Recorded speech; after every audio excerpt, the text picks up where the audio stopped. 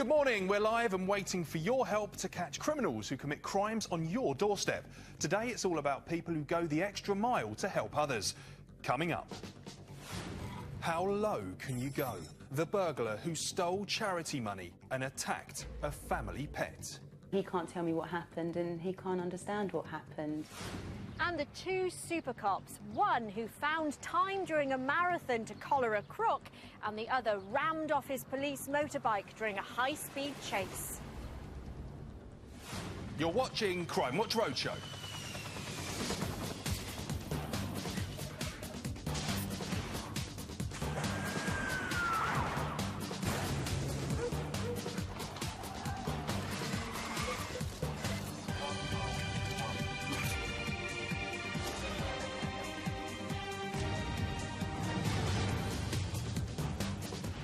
Hello and welcome to Crimewatch Roadshow. We're out and about with the bobbies on the beat, helping them to nick some criminals. Also, on today's programme, the science of lying. We'll be finding out how this technology, originally developed for the Hollywood film industry, can detect whether someone is telling the truth. And the feisty pensioner who shouted a few choice words at her mugger. I screamed and I also swore at him. I wouldn't like the neighbours to hear what I said. The Roadshow team have travelled to Essex and the seaside resort of Clacton-on-Sea. Good morning, Jean. Morning, Rav. Today I'm finding out about the devastation that can be caused by these, and the surprising way that art is being used in the fight back against knife crime. But first this morning, a heartless thief who stopped at nothing to get his hands on a charity's cash. For Rachel Steele, running is a way of life. I've been running probably for about 4 years. It's quite a good stress buster, just going out and clearing my head for an hour. And her dog Monty is her most reliable training partner. Such a lively dog. So he likes the sound of his own voice and he likes to bark at everything. He's a typical Jack Russell. When Rachel turned 30, she decided it was time for a new challenge. I was determined to get a place for this year's London Marathon. The charity she decided to run for was one very close to her heart. I came across Look, who help families of children with vision impairments. I myself, my right eye and my optic nerve never developed before I was born, so all I can see out of that eye is colour. They didn't know what was wrong with me, and it was quite hard getting the support. So when I saw that charity and actually they offered me a space, I thought it just seemed like a perfect match. Rachel fundraised hard alongside the gruelling training plan. I organised a charity night and we did a raffle and an auction. In cash, I had about £700. On the 26th of April, Rachel joined 38,000 other runners to complete the 26.2 miles from Blackheath to the Mall. It was just such a buzzing atmosphere. It was crazy. I was a little bit nervous, but once I started and the crowds just get you round, it was just absolutely fantastic. And the good cause she was running for spurred her on. I needed to finish it because I'd, raised this money and I knew that people were counting on me to finish it. That really kept me going. The following week, with all the training over, everyday life could resume. It was a normal work day. I'd got up, gone to work normal time. Rachel left for work at about 11 a.m, leaving Monty home alone and her charity cash on the table. I didn't think anything of it. To me, it was in my house, it was safe. I didn't question it. She planned to take it to the bank that weekend, but she never got the chance. Sometime between 11 a.m. and 3:45 p.m, someone smashed through the French doors at the back of Rachel's house. It was awful. The back door had been smashed, the glass had shattered the whole way across the lounge and down my hallway. The thieves had ransacked the house, grabbing her iPad, 2 iPods and a laptop. They even took her spare car key and passport. It was really heartbreaking to walk in and see everything you've worked so hard for just be destroyed so quickly by somebody. But worse still, the thieves had also taken the £700 of charity cash. Straight away, it's the first thing I checked when I came in the house, and I knew that it would have gone, and I was absolutely devastated. It's difficult to say exactly why the house was targeted. People would have would have possibly seen strange people going on, maybe looking at the property, checking it out before they go in. Burglary is a distressing crime for everyone involved, and stealing money from a charity is especially despicable. Rachel's insurance meant she could replace the stolen goods, but the most devastating news was still to come. Monty was in the kitchen when I got home, but he was very distressed and barking a lot and shaking. Very quickly, over the course of a couple of days, he went rapidly downhill. Initially, I thought maybe it was stress, and so I took him to the vets, and they said that he had taken a blow of some description, whether it was a kick or a hit. Monty was put on medication, but is still not back to his former self. He is traumatised, bless him, and he's shaking a lot. It's a double blow for Rachel as she tries to get over the shock of the burglary. It has been quite unnerving since then, being at home by myself with Monty, knowing that somebody's been in here. He can't tell me what happened, and he can't understand what happened. I think it's one thing to break into somebody's home and steal things, but it's another thing completely to hurt an animal and do something like that.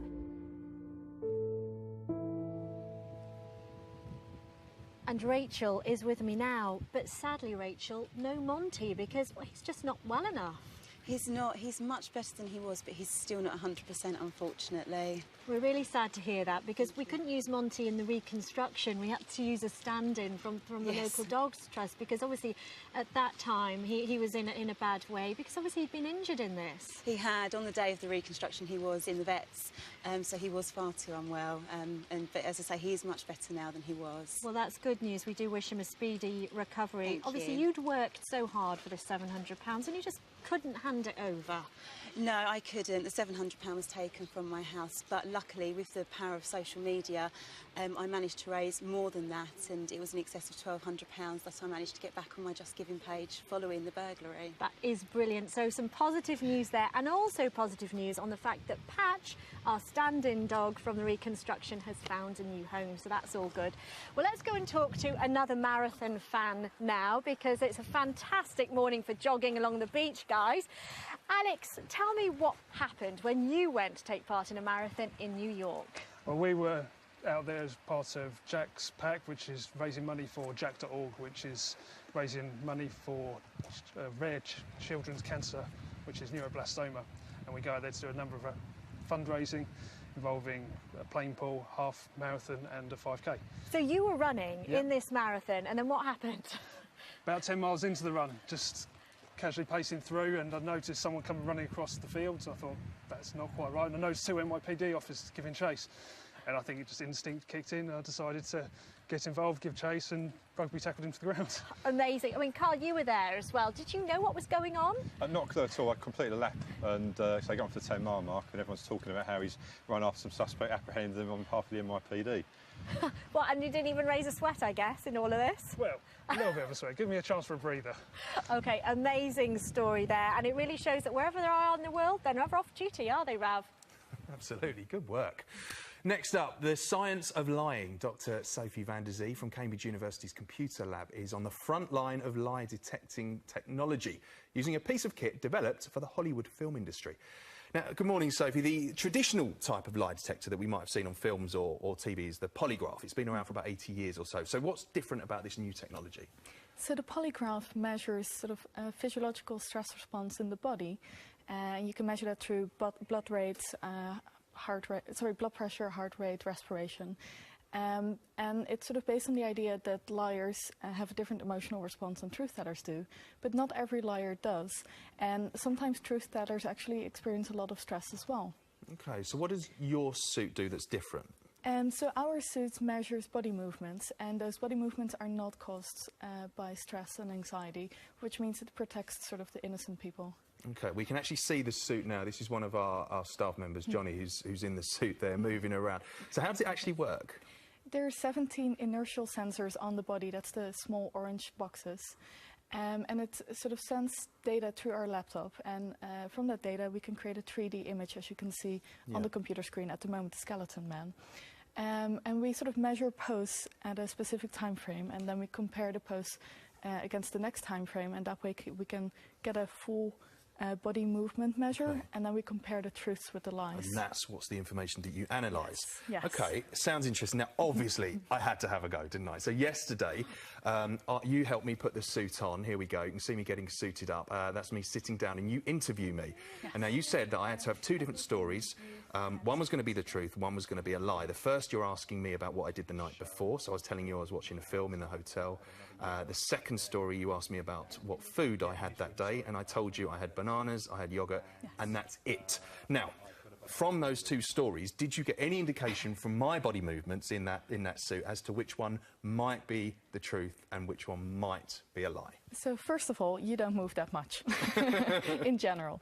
But there was a difference between the 2 stories that you told. And you moved more when you were talking about what you were eating in the morning rather than what movie you were watching. OK, well, that's quite interesting because the one where I was eating wasn't exactly the whole truth. I told you I had bananas, I told you I had yoghurt, when in fact there was one more thing that I did eat. I think we can see here.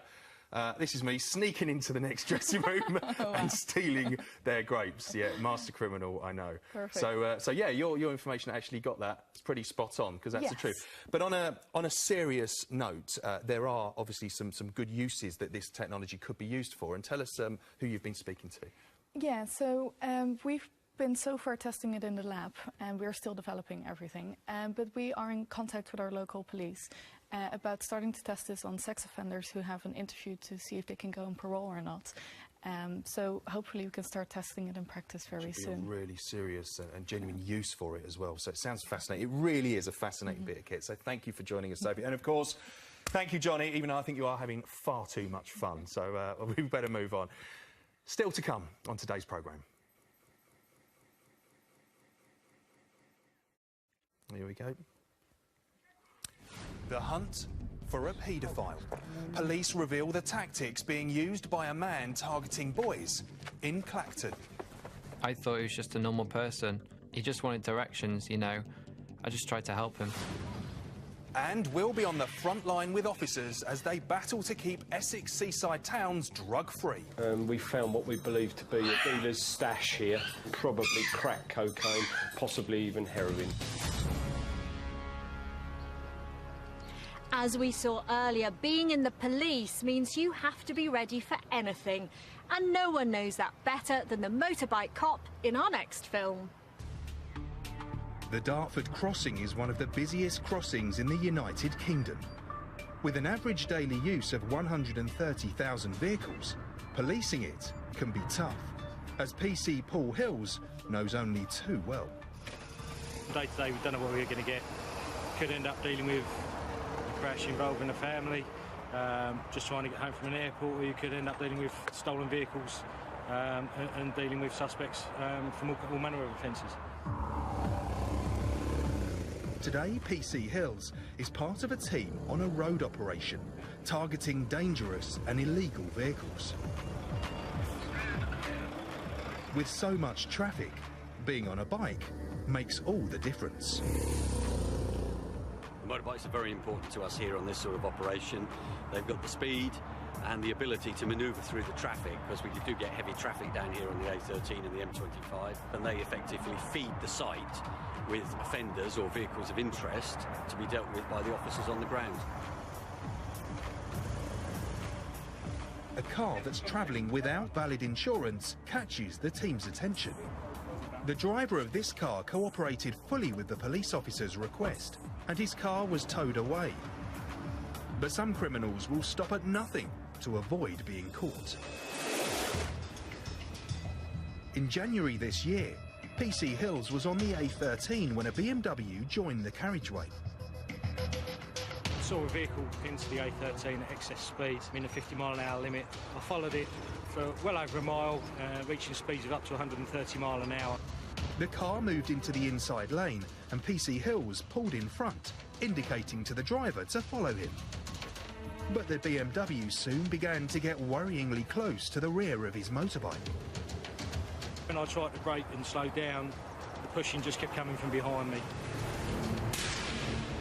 Felt a mighty bang from behind.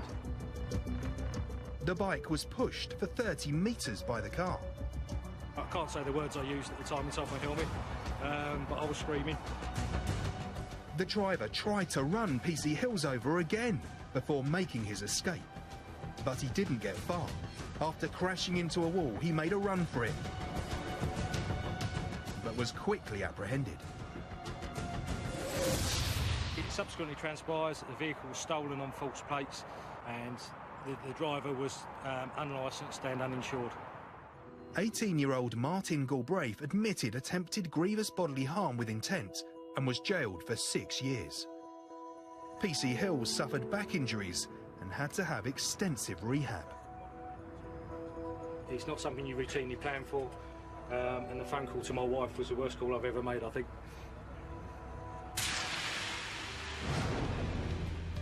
I couldn't do anything about it, and I'm not going to let something like that stop me doing something that I love doing. So for PC Hills, it's back to business as usual. Shocking CCTV there, and we've got more for you now in today's roundup of crimes all caught on camera. It's the early hours of the morning, and two men leave a pub in northeast London. They walk down an alleyway and into the pub car park, where they meet two other men. But it kicks off, and the victim hits the deck. He's punched at least 4 more times and kicked in the head. Eventually he gets to his feet and staggers back to the boozer. Police say these men, filmed earlier that night, are responsible for carrying out this brutal attack. We can't let them get away with it.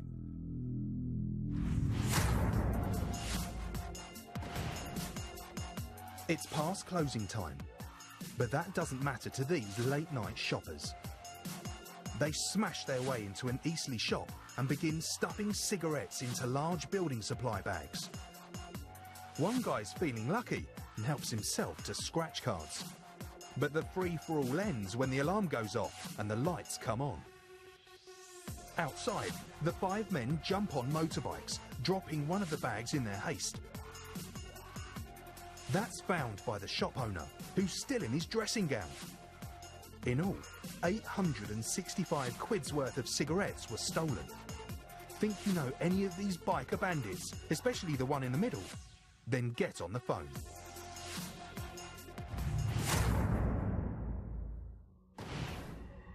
Now this fella likes to travel light, except when he's got someone else's luggage. Police say he gets on board the 7:36 a.m. Grantham to Newcastle train with 2 black cases. At least one was stolen the day before. He discards one case on a seat and goes back to get the other black one, which he puts in the corridor between the carriages. But his keen eye spots something else, a polka dot case, which he steals from the luggage rack and leaves in the corridor. Inside the spotted case is a laptop with a student's entire coursework on it.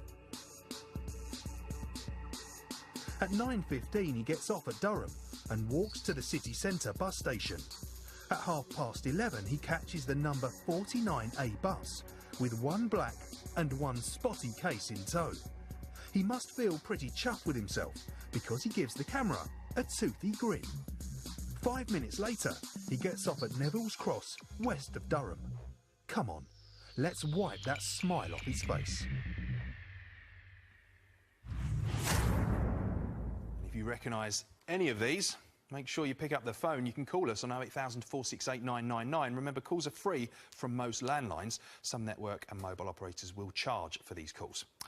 Or you can text us on 63399. Text CW space and then your message. Remember, the space is really important. If you don't put it in, your message won't get through to us. Text will be charged at your standard message rate. You can email us too via cwr@bbc.co.uk, or if you prefer to remain anonymous, you can. Just call Crime Stoppers on 0800 555 111. Sian. Rav, like many places, Clacton has seen an increase in knife crime, 188 offences last year alone. But behind every statistic, of course, there is a victim and their families. And Caroline Shearer is with me now. Caroline, thank you so much for coming on the programme to talk about this, because I want to ask you about your son Jay and what happened to him. Jay was 17. He was going to a private party. We knew where it was. It was in a nice affluent area. He hadn't been out in weeks, so we thought, well, he'd be okay. He wasn't driving. He arrived at the party, and within 10 minutes, it was gate crashed. He was beaten down by 5 boys who stabbed him, and then he tried to get away. They bottled him, and then the final one was they had to get him through the heart. It's absolutely shocking. I know that one of the knife that was used, a similar one you've got here today, which just really... This is actually the size of what killed Jay, and the penetration was only there. Absolutely shocking for you, I know. I mean, you've come through it remarkably, working very much now to try to clamp down on knife crime through this charity that you've set up and a knife amnesty as well, which we're going to talk a bit about that. Tell me about it. Well, obviously the charity Only Cowards Carry Weapons Awareness. We've looked and we've seen there's no awareness on the school curriculum for any of the children. We've taught over 25,000 children so far. It's education, teaching them at a young age the awareness, and also bringing the knife bins into it. You know, the knives that are being collected, these are just a few within a couple of months just from the Clacton area. We are now going through Essex with all of the knife bins. Yeah, so this project taking place in Essex, all these knives so far. If you're wondering what happens to them, that's where Alfie comes in. Now, Alfie, hello there. Tell me about the project that you're working on. Right, so with all these knife amnesty bins supplied by the British Ironworks Centre, free of charge for any police force in the UK, we're collecting all the knives and I'm bleaching them and grinding them all one by one to use them on this 26-foot knife angel. Right, so tell me about that angel, this sculpture that you're creating, because we can see it now. Well, you can see the progress of it on Save a Life, Surrender Your Knife or alfieart.com.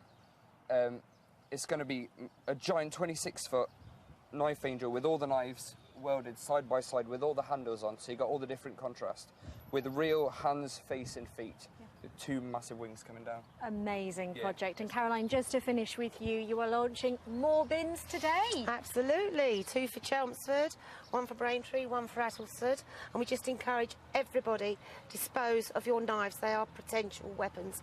Please put them in the allocated bins throughout Essex. Absolutely. Spot on message there. Thank you very much. Rav, back to you. Now, figures released today by the NSPCC show the number of recorded sexual offences against children in England and Wales has increased by 1/3.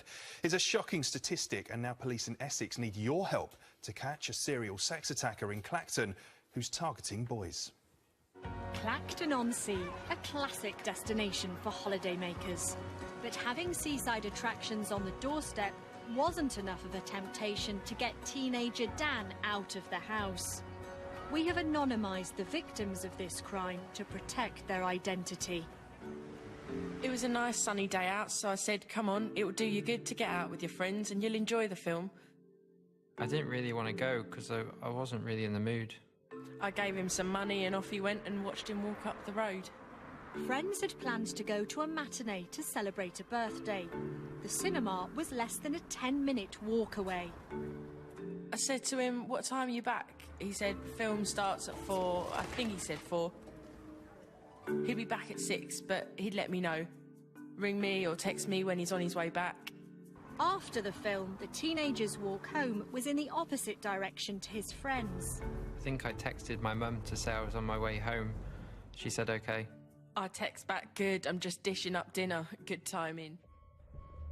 Halfway home on the main road, he was stopped by a man asking directions. He didn't seem to know he was in Clacton. I thought he was just a normal person. He just wanted directions, you know. I just tried to help him. With the puzzled teenager engaged in conversation, the man then made a strange request. He said, his exact words were, "Is it alright if you can come and block me while I go for a whiz?" I didn't really see a problem with it, so I said okay. The pair left the main road into an off-street car park for the man to take a leak. As he was looking for a place, the light flashed on, which startled him. The man had triggered the car park security light.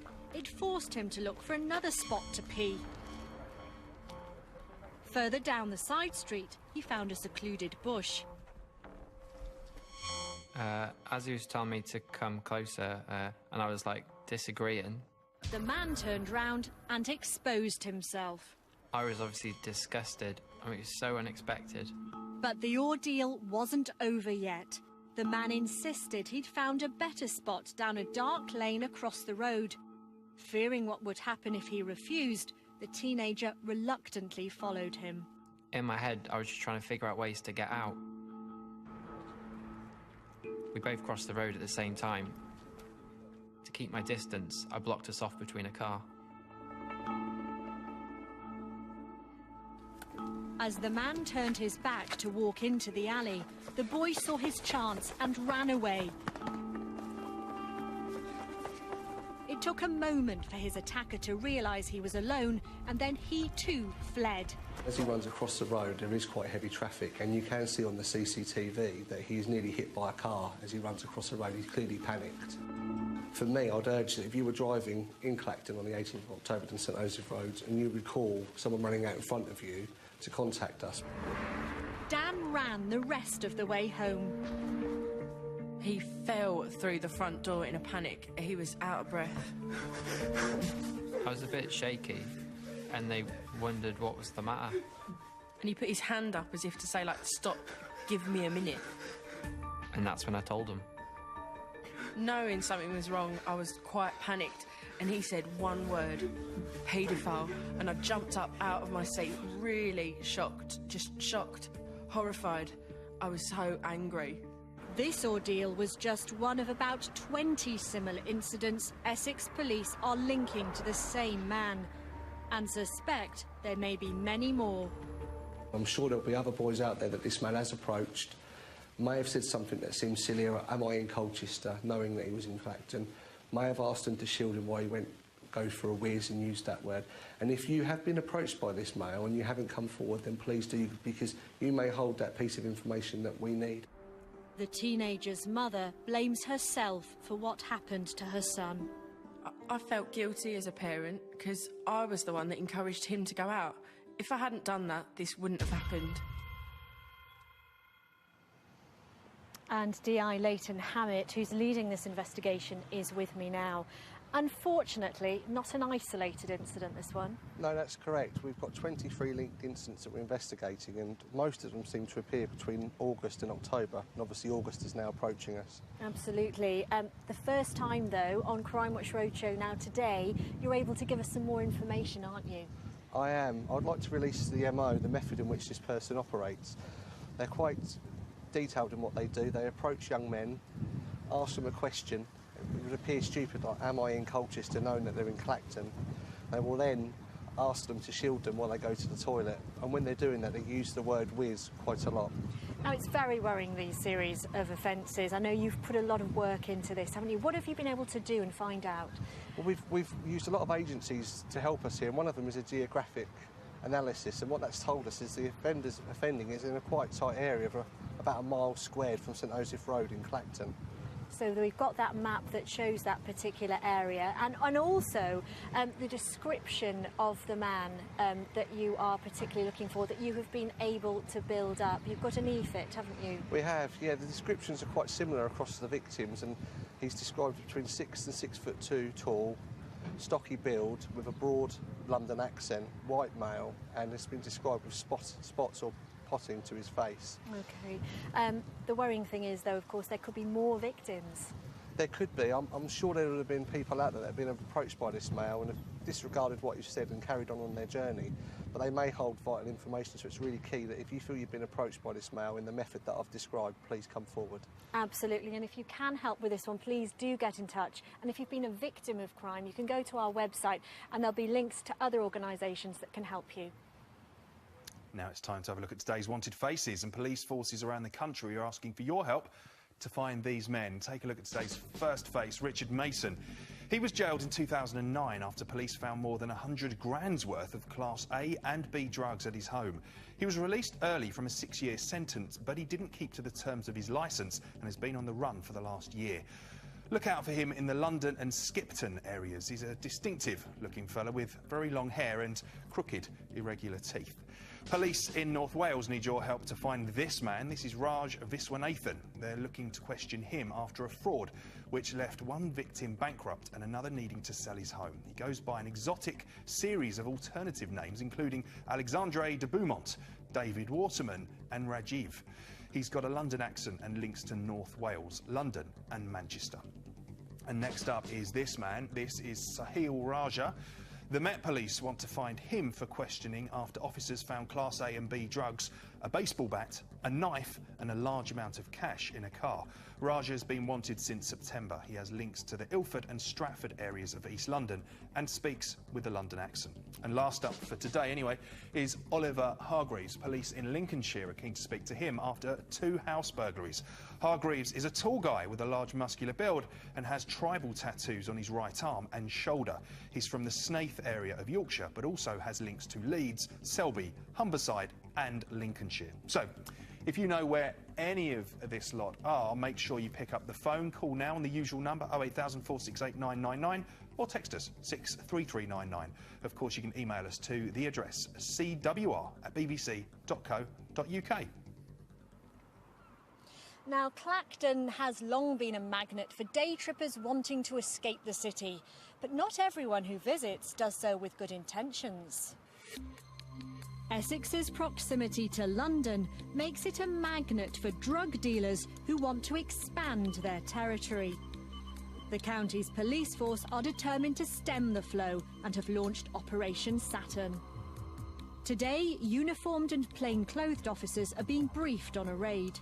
Just to give you a bit of background on the situation in Clacton, a very prominent market for drug dealers arriving from London to run their county lines, the drug lines into certainly North Essex and Clacton. The target is a suspected Class A drug dealer. Be vigilant at all times, you know that, in possession of all your gear, and stab vests and that, you know that as well.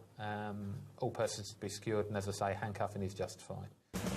Operation Saturn was launched after intelligence suggested sales of illegal drugs were generating more than £4,000 a day in each major town within the area. The officers, led by Superintendent Ewan Wilson, have to prepare for any and every eventuality. You never know what you're going to find when you come into these premises. We've got large parrots, pug dogs and all sorts, but no persons on the premises. We're nevertheless going to conduct a search, and we've already found what appears to be herbal cannabis. A painstaking search of the bedroom turns up some baseball bats. Downstairs in the living room, the team make a major discovery. A lot of effort goes into these operations, and sometimes you find that you don't find anything. Really pleased today that our officers, good work, we found what we believe to be a dealer's stash here. It looks like a combination of cannabis resin, probably crack cocaine, possibly even heroin. So we'll obviously seize that and continue our search, and hopefully we might find more. There's still no sign of the householder. We've now deployed some of our officers in the nearby streets in order that they can identify the individual if he comes back. And their hunch pays off as they locate the suspect nearby. That's what we believe to be the resident of the premises, pulled up outside, then shot round the corner at some speed. Hence we made chase and we've caught him round the corner. Okay, he's now under arrest. He's now going to be taken back to the police station where he'll be booked in and processed on suspicion of dealing Class A drugs. The drugs were later confirmed as heroin, crack cocaine and cannabis, with an estimated street value of almost £3,000. I would say a good day's work for Essex Police and the Saturn team, but we'll move on to the next one for tomorrow. And I'm joined now by Superintendent Ewan Wilson from Operation Saturn and by Doug Eyre as well. Now, Ewan, first of all, we saw you in the film. You recover Class A drugs. Right. Also, though, you can find weapons, you can find cash. Yeah. I mean, what do you do with those things? Well, some of them, by the very nature, will be destroyed, like a lot of the weapons. But other times, as well as for forensic analysis, if they're evidence, we might seek an order in the court under the Proceeds of Crime Act. So actually, we're taking money from the villain, reinvesting in the business of policing. And with something like this is a new thing that you're doing, isn't it? That's right, Sean. Around the nighttime economy, so the pubs and clubs, We're purchasing a number of these kits, simple kits, little sachet there. It's just a wipe, really. That's right. It's used to detect anything with a cocaine base. So very useful for making sure that nightclubs and pubs aren't allowing people to use illicit drugs. If you wipe a surface and it's got cocaine, as you can see, it goes blue immediately. So it's really, really quick. Absolutely instant. And another bit of kit here as well. Now, I have already been drug tested on this bit of kit this morning. We're just going to run through it quickly. What happens, Doug? Right, well, that's the collection device, which you need to put in your mouth and swab around. Yeah, OK. Thank you. And just insert it into the machine, and then that will give us a result in approximately 2.5 minutes. OK, so that went into the machine like that. So it does take 2.5 minutes to do this, which would be a nervous 2.5 minutes for some people waiting, wouldn't it? But luckily for me today, it wasn't, because what have we got here? We have your result there, and it's a negative result for cocaine and heroin. So you're perfectly fine. And the people that need to be tested must be over 18, be in police custody and arrested for a trigger offence. Absolutely. Thank you for explaining that to us. Back to you, Rav. Now, being mugged in the street is enough to stop anyone in their tracks, but not this plucky pensioner. 84-year-old Dorothy Spriggs has lived in Harlow, Essex for 30 years. I originally came from Leighton. I was born in Leighton, and then we moved here. People moan about it. I mean, but I say, good heavens, there's worse places to live than Harlow. I got married in 1964. I didn't rush to get married. We were very happy a lot of the time, you know. Sadly, in the 1980s, Dorothy's husband became ill. He had Parkinson's disease, and he used to go to a day centre twice a week, which was quite good, so it enabled me to do things like shopping and housework, washing and that. Since her husband passed away 17 years ago, Dorothy has continued to lead a busy life. I am quite active and I quite like walking as well. I do try and get out at least once a day, if it's something or other to go to, you know. On Valentine's Day this year, Dorothy went out for her usual Saturday shopping trip to Harlow Town Centre. I quite like going shopping. I like to have a look in the charity shops, you know, not always buying. I'll have a quick look round the other shops. I'm not one to keep buying a load of things that I don't need, not now. I don't spend quite so much time up there as I used to now. I sort of come home a bit earlier. At about 3 p.m, Dorothy decided to catch the number 8 bus home. There weren't too many people on the bus, considering it was a Saturday. From Harlow Town Centre, it's a 20-minute journey to Dorothy's house. I said thank you very much and got off. I crossed to the other side of the road and then walked home. Mrs Spriggs, she's 84 years old. She does tend to walk with a stoop and looks quite a small lady, so she does look vulnerable. A passing driver noticed something wasn't quite right. So I was coming down the road, I saw Dorothy crossing the road, and I saw a young lad walking behind her, which looked very suspicious. He was quite close behind her, closer than what you would normally walk behind someone, and it just rung alarm bells for me, and I just felt I needed to pull in and watch what he was up to. I wasn't thinking of anything, just thinking of sort of getting home, you know. And I didn't hear any footsteps. This person must have come up behind me and grabbed my handbag and was off in a split second, more or less. The person who committed this offence took the bag, but Mrs Spriggs, being a feisty lady, held on to it as much as she could, and she did end up with an injury to her hand. I tried to chase him, and I screamed, and I also swore at him, but of course he wouldn't have heard it. He wouldn't like the neighbours to hear what I said. Carol witnessed the attack and rushed to Dorothy's side to make sure she was okay. Why pick on anybody, especially somebody like Dorothy, who does look vulnerable. I could have been very badly hurt. He could have pushed me down. I could have had a broken leg, a broken arm or anything. They got away with about £35 and my keys and a small key ring that had a picture of my husband in it that I always carried. If people started talking about their husbands, I would get it out my bag and say, oh, that was my husband, you know. I'm what I would say apprehensive for going out. Now, am I going to be all right? Is it going to happen to me again? But it hasn't. I'm determined to go out and not let it stop me from going out. But I mean, I'm annoyed to think that it actually happened to me and that they could do such a thing.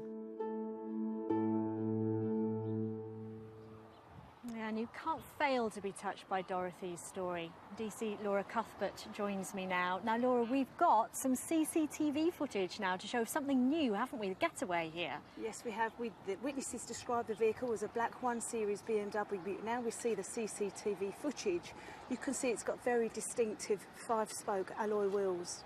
And we really want to catch this man. Give us the description of him and the e-fit that you've got.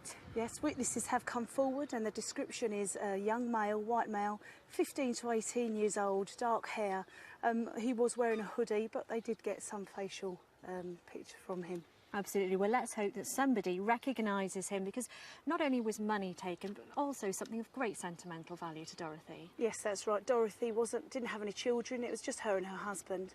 And he died some years ago, but in that bag was one of the remaining photographs that she has of her husband. Now, she comes across as a strong character. I know that you know her, but how's she doing now? She is doing well. The local community have got her out and about again. She's a strong lady. She'll be OK from this, I think.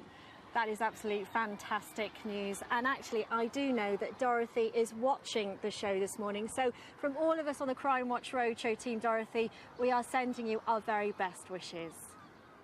Yeah, absolutely. Now, time for a quick update on your calls. And we start with news of another arrest after Monday's appeal about the man who had part of his ear bitten off in a Putney bar. Well, someone has now handed himself into the police. Good calls too on the terrifying aggravated burglary on a pregnant woman. That was in yesterday's programme. You gave us 2 possible names for the fake police officer whose e-fit we showed you. And after hearing the story of the rental scammer who cheated his victims out of more than 20 grand, lots of you getting in touch saying you've fallen victims to similar cons. We've passed those reports to Action Fraud. Thanks to everyone that's got in touch. Sean, what are you doing tomorrow?